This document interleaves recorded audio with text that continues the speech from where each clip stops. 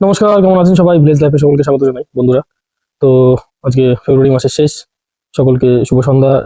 আজকে আমরা জানি পশ্চিমবঙ্গে ইলেকট্রাল যে রোল এসআইআর সেটা ফাইনালি প্রকাশিত হয়েছে। সকলে উৎকণ্ঠিত আছে। ওয়েবসাইটে খুব ভিড়, ট্রাফিক খুব বেশি। আমি চেষ্টা করছিলাম দেখার জন্য, যদিও দেখেছি পিডিএফটা, অসুবিধা নেই। তো সকলে খুব উৎসাহিত হয়ে আছে। তো যাই হোক, ভোট সামনেই। তবে আমাদের নিয়োগ প্রক্রিয়া যে থমকে গেল কিনা সেটা আমরা নিজেরাও জানি না। নিয়োগ প্রক্রিয়াটা যদি আমাদের তাড়াতাড়ি হতো তাহলে আমরা খুব খুশি হতাম। তো কাল তো গ্রুপ সি এর পরীক্ষাও রয়েছে আমার। পরীক্ষাটা দিতে হবে খুব ভালো করে। তো ভ্যাকান্সি খুব কম, এদিক দিয়ে মনে খুব দুঃখ যে ভ্যাকান্সি খুব যদি বেশি হতো তাহলে ভালো লাগতো।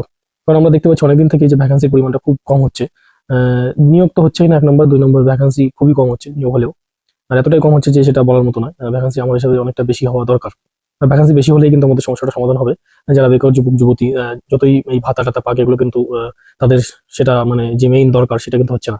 ভাতা দিয়ে গিয়ে আর মানে সংসার চলবে? একজন যুবক সে বিয়ে করবে, সাথে সংসার করবে, তার সংসার আছে, সেটা কি আর ভাতা দিয়ে চলবে? চলবে না।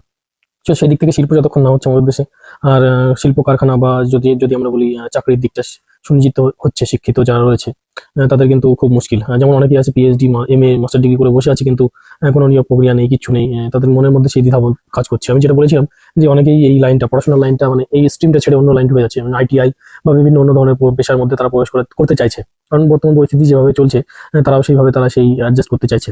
তো আমার দিক থেকে সেটা কিন্তু খুব খারাপ কিছু নয়, অবশ্যই ভালো দিক। তারা বুঝতে পারছে যে না, এদের ভবিষ্যৎ নেই, তাই তারা সেই দিকটা দেখে নিচ্ছে বা সেই দিকটা মানে বেছে নিচ্ছে।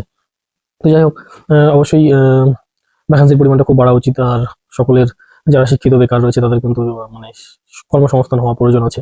নাহলে কিন্তু এই ভাতা বা আমরা যদি বলি পরিযায়ী, এই পরিযায়ী শ্রমিক পরীক্ষা সারা জীবন কি কাটবে? কাটবে না কারোই।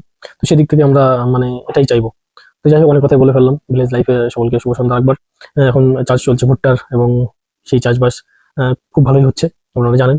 তো আপনারা ভিডিওটিকে লাইক, কমেন্ট এবং সাবস্ক্রাইব করে আমাদের সঙ্গে যুক্ত থাকবেন। আপনাদের জন্য বিভিন্ন তথ্য আমি নিয়ে আসবো, আসার চেষ্টা করবো। সকলে জানাবেন কেমন আছে। অনেক অনেক ধন্যবাদ। শুভরাত্রি।